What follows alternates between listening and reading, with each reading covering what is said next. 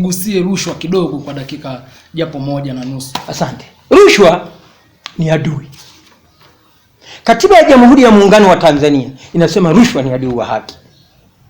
Mungu anayetupa pumzi sisi tunavuta leo anasema rushwa ni adui wa haki. Katiba ya CCM inasema rushwa ni adui wa haki. Nakumbuka hayati ni nukuu alisema rushwa na hongo ishughulikiwe bila huruma. Tena maana ni hatari katika ustawi wa jamii wakati wa amani kama huu wakati wetu. Ni hatari, ishughulikiwe bila huruma. Haitakiwi kuichekea. Maana nitakupa impact za rushwa, madhara ya rushwa utayaona.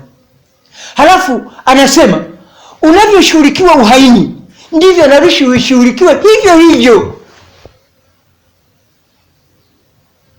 Kwa hiyo rushwa ni adui. No. Rushwa ni adui wa haki. Na kwa sababu ni adui wa haki, Mungu anamkataa. Serikali inakataa. Katiba inakataa. Na mama anasemaje? Adui rushwa ni adui mbaya. Ndio anatuharibia. Kwa hiyo tujitahidi sisi kupambana na rushwa. Jukumu langu mimi rais wenu na jukumu lenu vile vile. Unaona? Kwa hiyo hilo swala la msingi. Kwa hiyo rushwa ni adui mkubwa wa maendeleo na ni adui mkubwa wa haki.